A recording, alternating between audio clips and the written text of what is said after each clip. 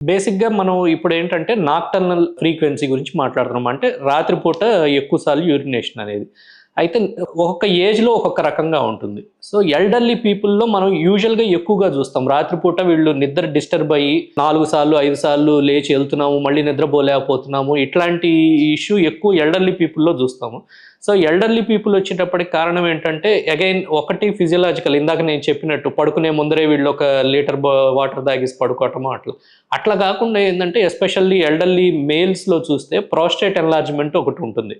So, ఈ prostate enlargement వల్ల ఏమవుతుందంటే ఇన్‌కంప్లీట్ ఎంప్టీయింగ్ అవన్నీ ఏర్పడతాయి. సో, పూర్తిగా వాయిడ్ చేయకపోవటము, ఎక్కువ రెసిడ్యూయల్స్ ఉండిపోవటము. సో, దానివల్ల కూడా వీళ్ళు మళ్ళీ మళ్ళీ లేవాల్సొస్తుంది. అట్లానే విత్ ఏజ్ ఏమవుతుందంటే కొన్ని హార్మోనల్ చేంజెస్ వస్తాయి. ఏడీహెచ్ హార్మోన్స్ అని అవి. సో, వాటి పనితనం తగ్గే కొద్దీ concentration of urine ability to concentrate urine కూడా తగ్గుతుంది. సో, దానివల్ల కూడా మళ్ళీ మళ్ళీ యూరిన్‌కి వెళ్ళాల్సి రావటం. అట్లానే కొంతమంది చాలామంది ఆ ఏజ్‌కి వచ్చేటప్పటికి యాంటీ డయూరిటిక్స్, యాంటీ డిప్రెసెంట్స్ ఇట్లాంటి మెడిసిన్స్ మీద ఉంటారు.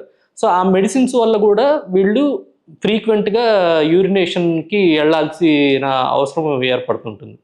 సో, ఇవి కొన్ని కారణాలు increased frequency especially at night time అనే దానికి. మెడ్ ప్లస్ లో అదే మెడిసిన్ అదే క్వాలిటీ, మార్కెటింగ్, డిస్ట్రిబ్యూషన్, ఇంకోటి అంటూ వీళ్ళకి అదనపు ఛార్జీలు ఉండవు. అందువల్లే 50 to 80% డిస్కౌంట్ లో మనకు అందిస్తున్నారు.